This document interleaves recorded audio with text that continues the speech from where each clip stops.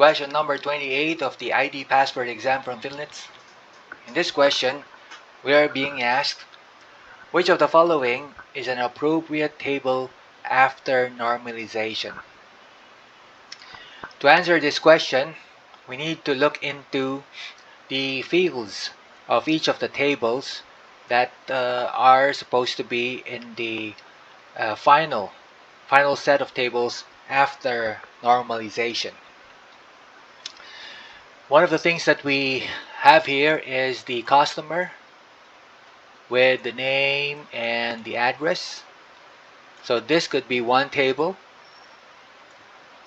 Then we have another one for product. There's a name and a price, unit price.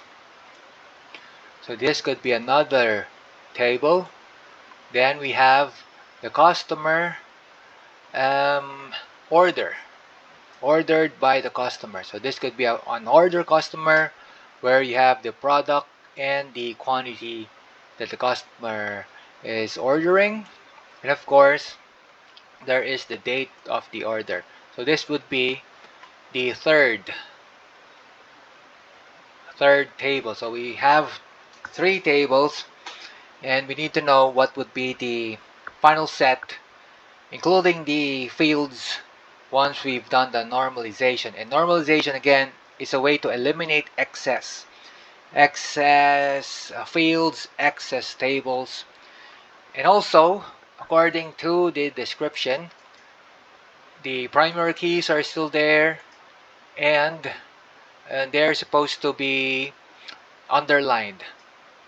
So if there's an underline, that means that it's a primary key. Okay? So after we've done this, we need to look at the choices.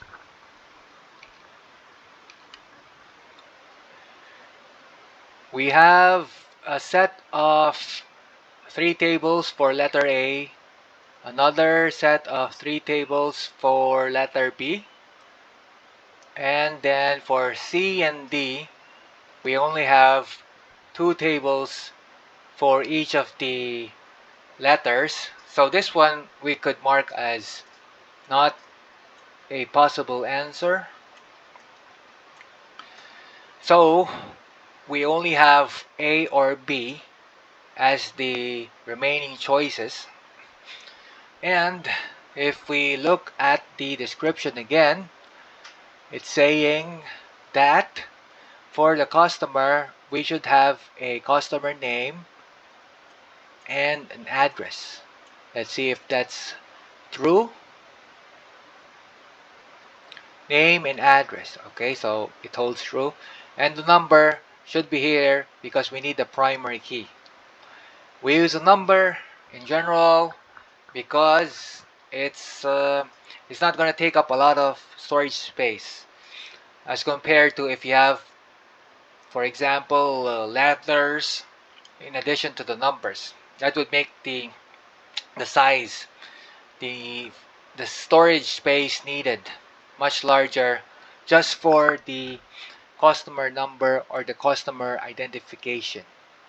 So if we can reduce the amount of space that we need, of course that would be so much better, especially if we're dealing with over 10,000 transactions, 10,000 customers, and so on and so forth. Okay, so customer seems to be okay. Product, we need a product name and a unit price. And again, from the description,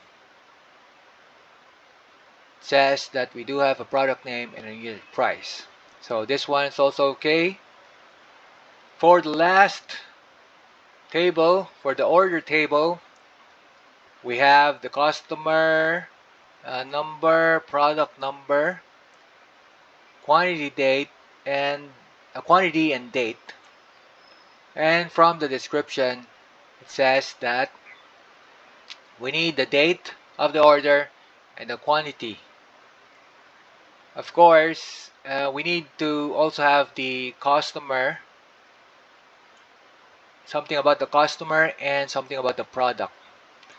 And so if we want to get more information about those things, we need to use their primary keys and put them in our table, the order table, because once we have access to the tables based on the customer number, for example this one,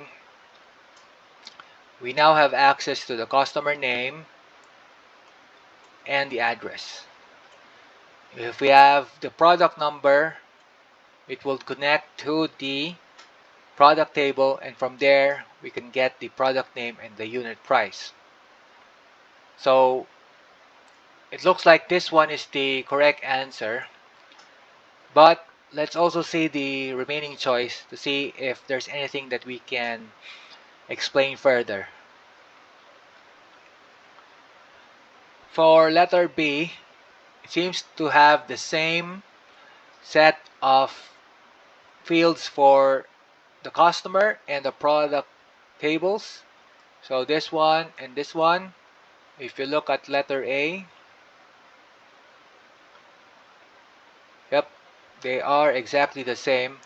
The difference is with the order table, because instead of the customer number, we have customer name and product name.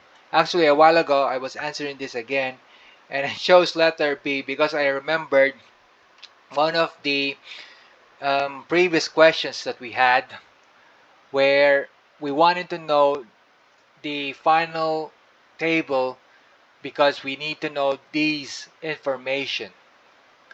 The thing is, in this case, it's more of once we have access to the number, customer number and the product number, we can have more details about those tables.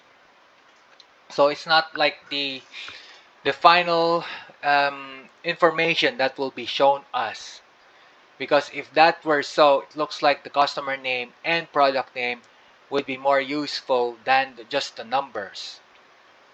But in this case, I think because we are preparing the tables for use with a web service, with a web page that would display information, then it looks like creating the tables in this way where you have the numbers instead of the names is a lot more useful. Okay, so again, the correct answer is letter A. Let's see if there's anything else in my notes that we can add.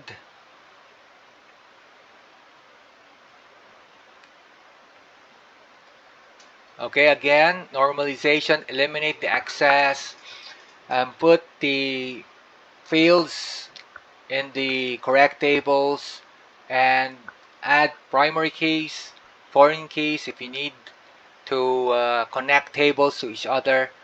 And in that sense, this is a technique to put several tables. Actually, tables, you can think of them as spreadsheets also, because if you have several of them, it becomes really quite cumbersome to find information if you have one, two, three tables that don't necessarily use the same set of fields.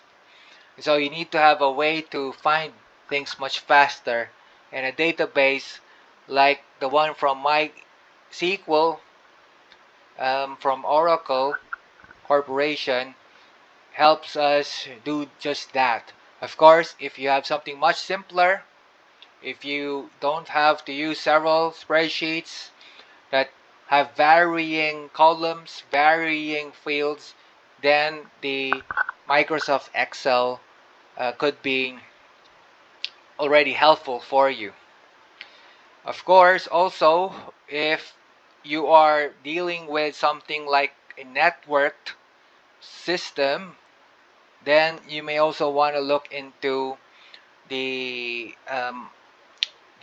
web service side of things. So you have a database like the MySQL database, and you have something like the Apache web server that can handle many clients, computers that would want to connect to where the database is at.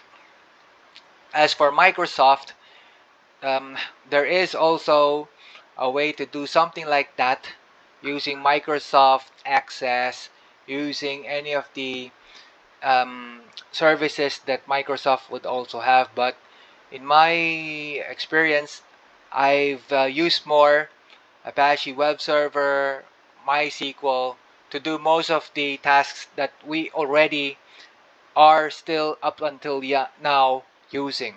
Previously, I was learning things about how to use Microsoft Server and things like that.